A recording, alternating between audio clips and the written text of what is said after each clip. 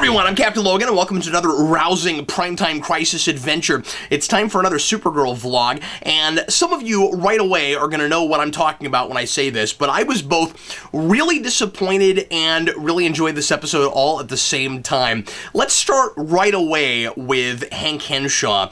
I have been predicting all season that we would get to see Dean Cain as Cyborg Superman because Jeremiah Danvers has been missing this whole time, and we've gotten some flashbacks seeing how really optimistic and altruistic he is as a character, how much he loves his daughters, how good of a father figure he was. I really expected that to turn tragic, and for Supergirl to be faced with this perversion of her father figure and mentor who raised her, especially after the flashback bit last season where he gives her the glasses and kind of suggests the whole Clark Kent thing. Boy, I expected him to get to become Cyborg Superman, and I don't know how you missed that opportunity.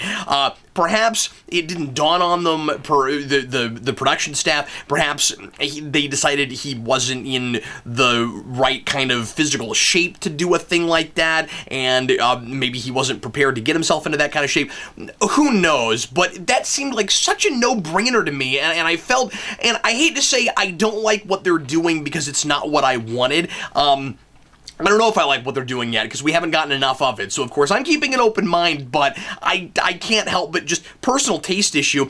Yeah, I'm a little disappointed. I felt like the signposts were there. I thought that we were really setting up Dean Cain, Cyborg Superman. I don't know. He played Superman. This show, more than anything else, Superman since Lois and Clark has reminded me some of Lois and Clark. It seemed like a no-brainer. I'm a little disappointed. The goofiest thing in this episode is we get the real Hank Henshaw, and he's got a cyborg face. I guess I don't know if he's fully robot or if he just has cybernetic implants. I don't know what exactly he is yet, but he gets part of his face ripped off, and he says, "I am Cyborg." I thought we were going to leave it right there.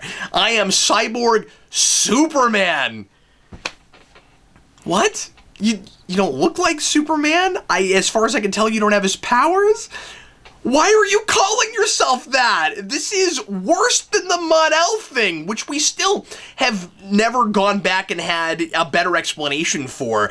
Like, that thing is ridiculous by itself, with Supergirl never going, "Wait a minute, your name is L too, but you're from what a coincidence." But this is wild. He's already calling himself Cyborg Superman? Just because that's a comic book thing? I mean, like, I appreciate the attempt at being kind of faithful to things in comics and throwing bones to the comic audience. I mean, this is a payoff. We've been waiting for this ever since we found out Hank Henshaw was going to be in the show. Oh, cool. We're going to get Cyborg Superman, or at least Cyborg. Remember that Hank Henshaw, Cyborg, calls himself just straight up Cyborg a lot of the time, especially in Green Lantern comics. He stops wearing a Superman costume, but he still has that same face, and he's still got kind of the Superman hair, but he's no longer Cyborg Superman, he's just Cyborg. So DC has two Cyborgs. There's you can do that, that's okay. You know, there's the Teen Titan and the sometimes Justice League member, and then there's the supervillain, Cyborg. I honestly didn't necessarily expect Hank Henshaw to even look like John Jones, because in the comics, Hank Henshaw, his consciousness goes into a robot, and that is made to look like Superman and has his powers.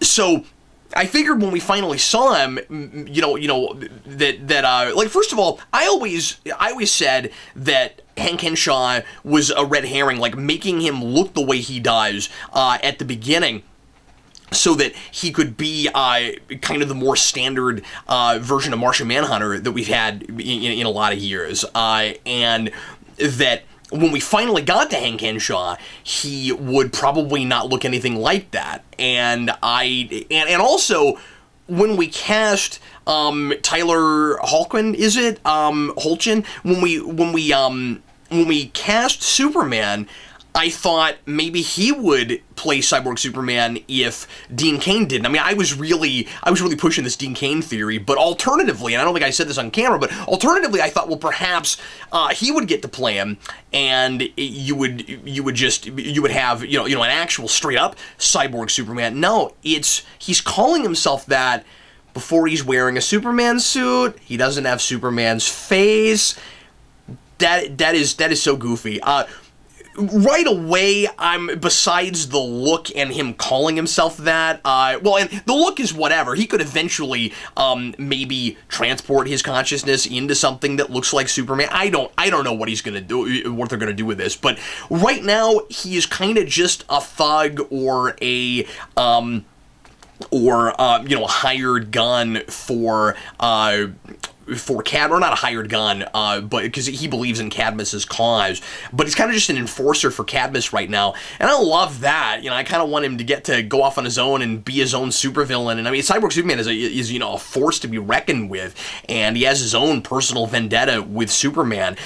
This guy just kind of generically doesn't like, he reminds me a little bit of the bad guy from Star Trek Beyond. This is not the world I was born into, where he used to run the DEO, and he says, we used to hunt the aliens, now we're helping them, now we're tolerating the aliens, and he just wants things to be like they were when he was there. And I don't know if he has any kind of deeper personal motivation for thinking that, because I don't think this episode really goes into it at all, and there's not really time to. By the way, this is a really involved episode. There's a whole lot of developments and things going on, and we'll try to touch everything we can.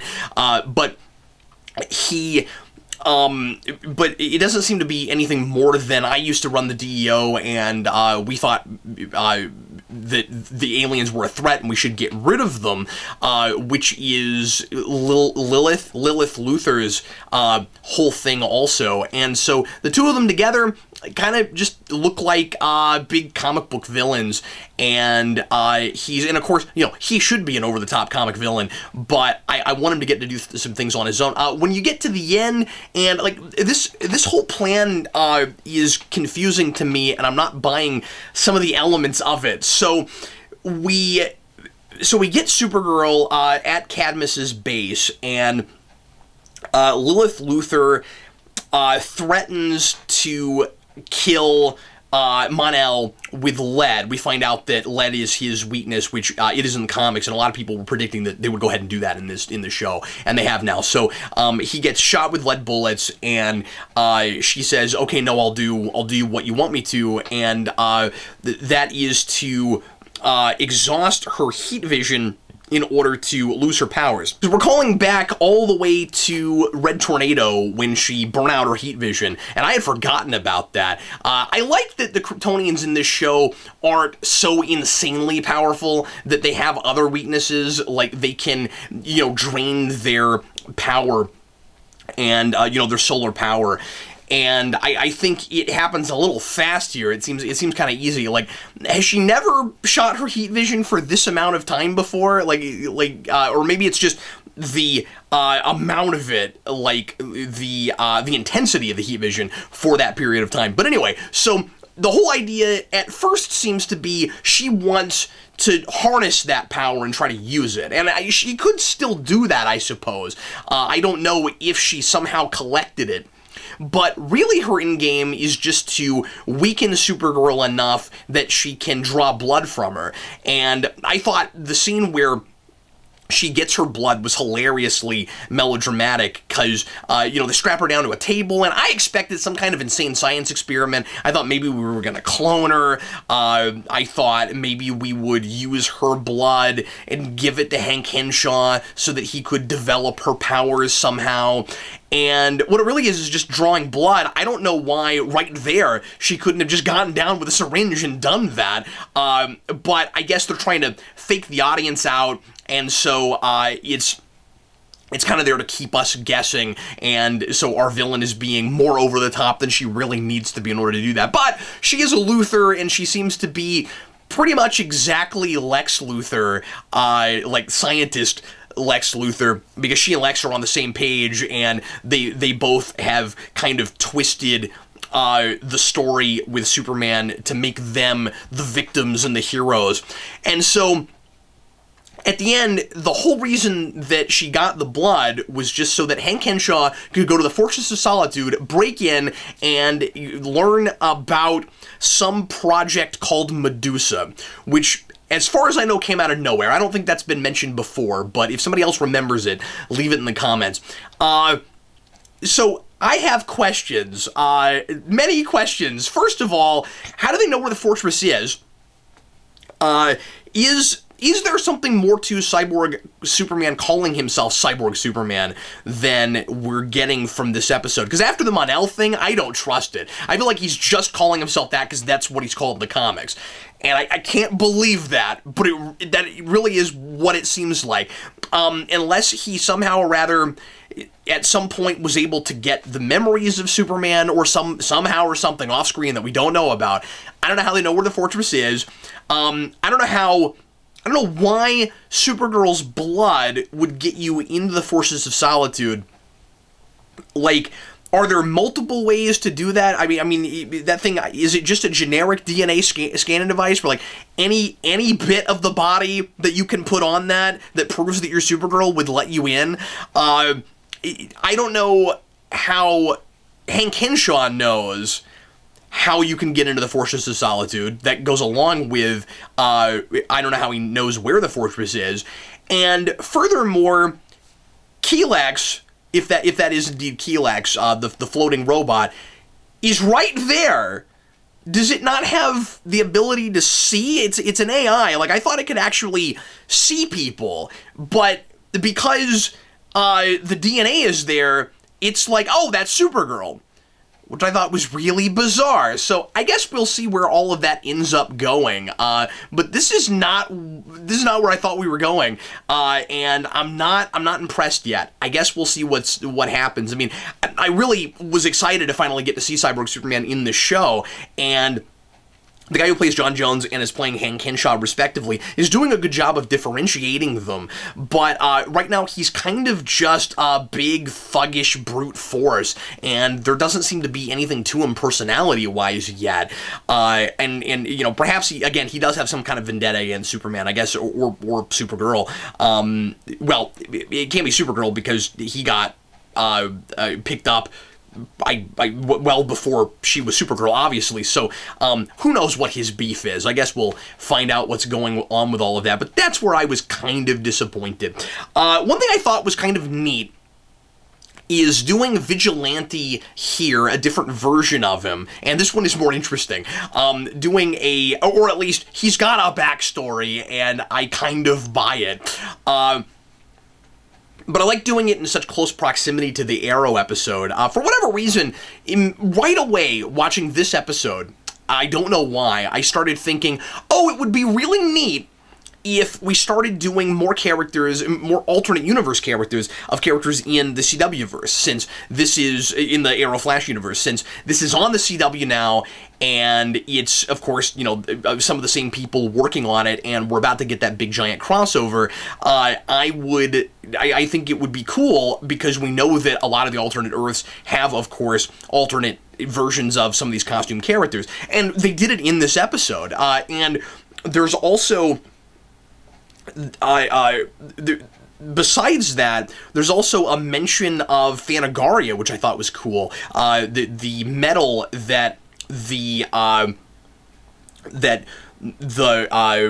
cells are made out of, the bars in Cadmus are made of Thanagarian metal, and I thought that was kind of cool because, of course, we had Hawkman in Flash and Legends last season. There's also, I should mention, as far as references go, a Batman reference, and I didn't mind it. I thought that was kind of cool. I still think that could maybe be on the table in this show, or at least something from Gotham. Maybe not doing Batman, but it would be cool to get maybe a Batman character or two in this show. I guess I should mention that reference is just, we're talking about vigilantes this episode, and Supergirl mentions that Superman fought with a vigilante once, and he has gadgets, and It was, of course, a real generic kind of reference, and I want to say Gotham has come up in this show. I don't remember, but I think, and maybe even the season.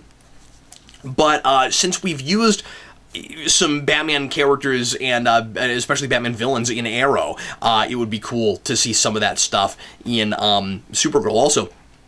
I don't love the way we're talking about vigilantes in this episode and in the CW-verse at large. There's not enough of a distinction between a hero and a vigilante. And that's not to say that a vigilante can't also be a hero, but I guess I shouldn't even say hero versus vigilante. I guess I should say the heroes that work with the law versus the ones that work more outside the law. Supergirl and Superman work with the law.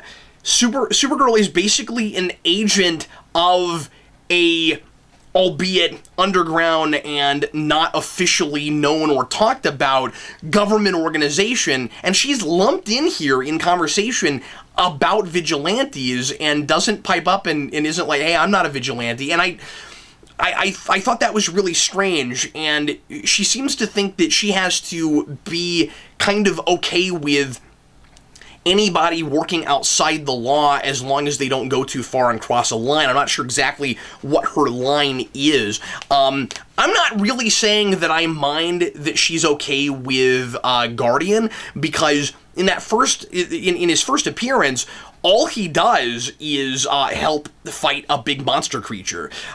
He doesn't do anything really outside the law. He's just helping. I mean, it would be like somebody climbing up a tree to get a cat for a kid, or somebody running into a burning building. Like, that's to save someone. That's not a vigilante, really. That person's not working outside the law. They're doing something that is usually that's usually done by somebody in law enforcement or in some kind of a government agency, but it's not illegal. It's not against the law, and it's not working against law enforcement except for when it is, of course. You know, I mean, like if there's firefighters there and you're getting in their way and stuff, that's obstructing the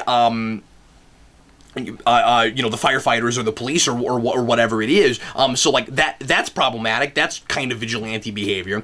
But what he did in the first place, not really vigilante behavior. Once he starts like wrapping up the bad guys for the police, that starts to get more into the vigilante place. But Supergirl, for the most part, not really a vigilante, and so I thought that was kind of odd, and I wasn't in love with the way we're classifying that. The vigilante guardian subplot goes about where I would have expected it to.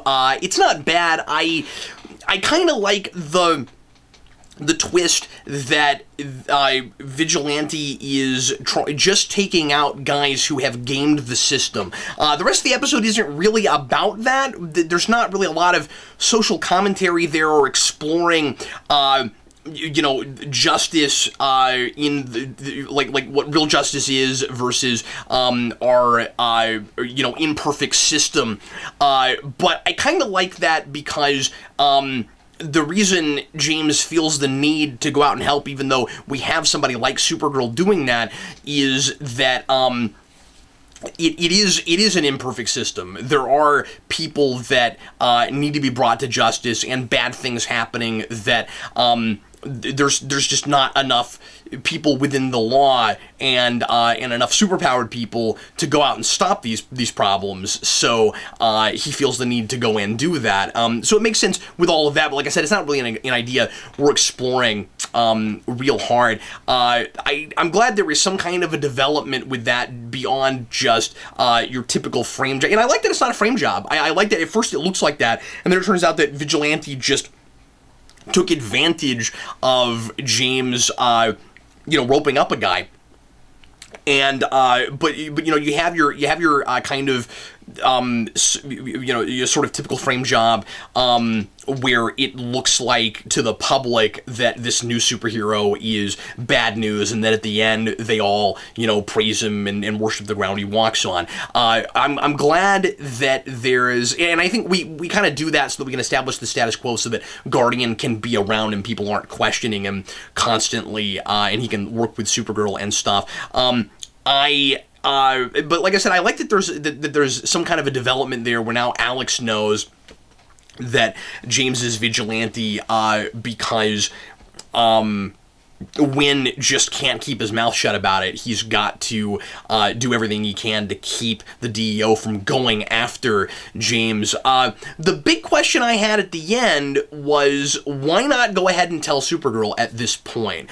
Because Supergirl is now okay with Guardian just like everybody else is, and the whole reason they don't tell her in the first place is, like, I liked it last episode. Now it feels like they're not telling her so that we can force drama later and so that he can have a secret identity, and just so that we have some secrets that are kept from really typical CW TV stuff. You've got to have at any point in your show a main character who is keeping something from another main character that they will later find out about and blow up or something. And there's really no reason that he shouldn't tell Supergirl at the end, because the whole reason that he was keeping it from her was because she might try to stop him, and as he says last episode, she could stop him, and like that might still kind of be the case, but now that Alex knows, and that she feels like he's kind of necessary, that she says, I'm glad he was around, like, I feel like that could have been the conversation at the end with the little get-together that they have at her apartment. Why doesn't he just say, okay, Kara, it was me, and she would at first be like, oh, you should have told me, and you're gonna get yourself killed, and then he could remind her, yeah, but I saved, I'm saving lives, and you were really glad that I was there. And she'd be like, yeah, okay. And then that's probably how that would, end up working itself out, I would think. As much as I've been pleasantly surprised the last two episodes about the Alex and Maggie Sawyer relationship, I was not real impressed with it this episode. It felt really clunky by the end, because we got it to a particular place, whether you think Alex was too selfish in the scene where she kind of chews out Maggie and says, no, we're not friends, and how dare you mess with my emotions the way you did. She's at a really fragile place. There's a part of me that can understand that. I kind of wish at the end she would at least apologize for that and talk about how fragile of a place she's in, and that this was just about one person as opposed to just suddenly realizing what her sexual preference is. I felt like at the end they were in the exact same place, but now just because they didn't want to leave it where it was in the previous scene, when she says we're not friends anymore, now she's warming up more to their going ahead and being friends. Like, the conversation hasn't really changed, except she's just not as inflamed in that scene, where like I said before, it's we can't even be friends because you shunned me. I came out to my sister, and I made myself completely vulnerable, and this is a person, of course, who likes control. I made myself completely vulnerable, and then you wouldn't even entertain the notion of dating me. And of course, I obviously see Maggie Sawyer's side of it, and she's not seeing that, and she's not in a place where she can fully process this. So I am more sympathetic toward her than I usually would be a character who is this kind of self-absorbed and making everything about her emotions. But the main problem I have with it, as I said, is when you get to the end and she comes to Kara's apartment. I guess they live together. I was about to say, I don't know how she knows where she lives. Oh yeah, I guess they do live together.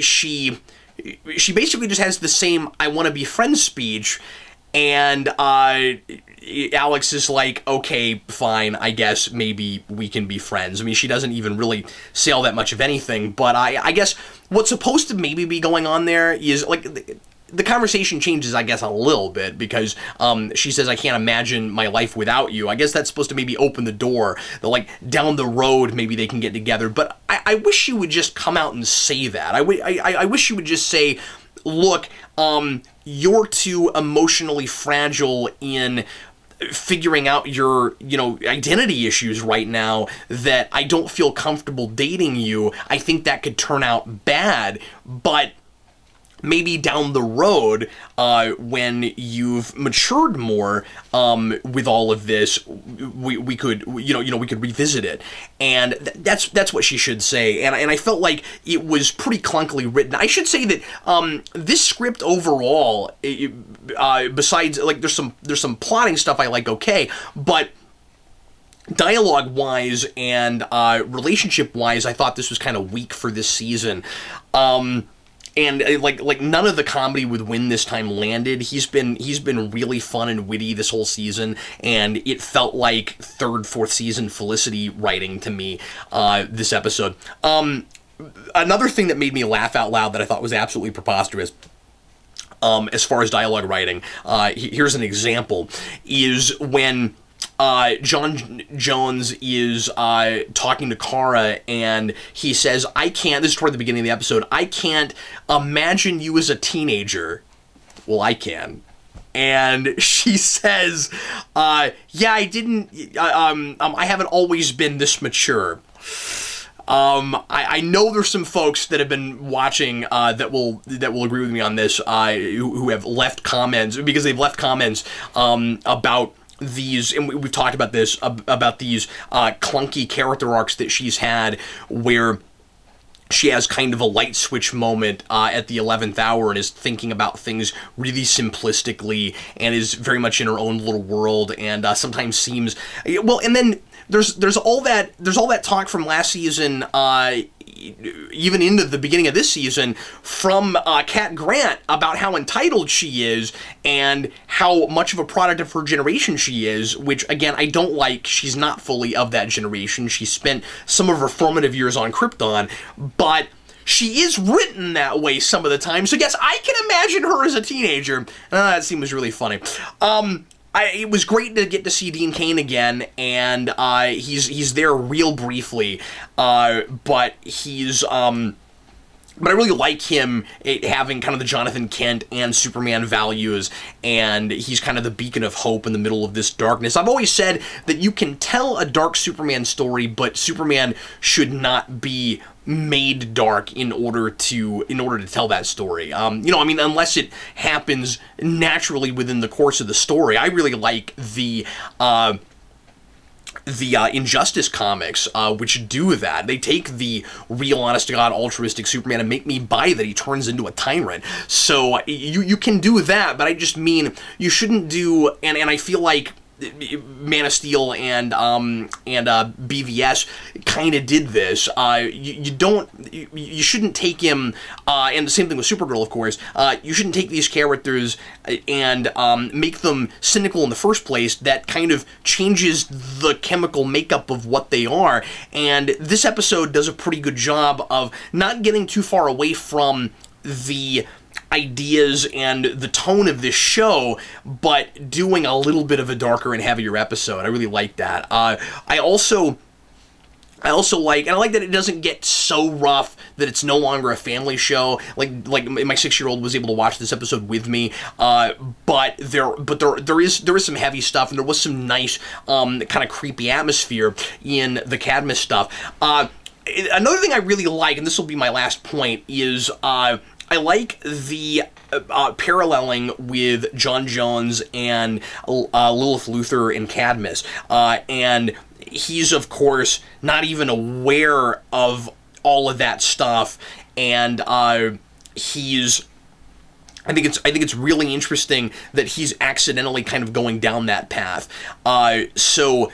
Obviously, we've got xenophobia and bigotry with Cadmus, where they blanket statement, all aliens are bad, get rid of all of them. Humans should not have to put up with aliens coming in and taking all their stuff, and you can't trust any of them. And he feels the same way about the White Martians. And even after Miss Martian explains that she tried to help the Green Martians, put herself on the line, saved as many as she could, ultimately couldn't do as much as she wished she could. He still blames her for everything just because of the species she is, and he's really losing his way, and I like that. I don't think it's out of character for John. I think he's letting his emotion, sweep him up, kind of like Alex is, although that's an entirely different kind of situation. But I'm not in love with the way it's revealed at the end that he's transforming into a white Martian. Wow, a lot of stuff going on in this episode, a lot of developments. She tells him right at the end when he puts her in a cell that he's that the blood is not just making him hallucinate, but he's actually going to turn into a white Martian. It seems like everything affects people like this in these shows, right? Everybody ends up with hallucinations. It's the only way we can think of to get into characters' heads in TV shows sometimes is we've got to contrive ways to get hallucinations. But I thought it was really silly that she says you're turning into a white Martian, and as he's walking away, his hand turns into a white Martian hand for a minute, and then goes away. I'm like, oh, that's convenient. That could have happened 10 seconds before you said what you said, and he would know he was transforming into a white Martian. Anyway, that's everything I have to say about this episode. Like I said, enjoyed it and was disappointed all at the same time. Leave your comments if you saw this episode and let me know what you thought about it. In the meantime, I'm Captain Logan, and I will see you with an Arrow Primetime Crisis in the not-too-distant future. Happy Thanksgiving, everybody, and once again, thanks for watching.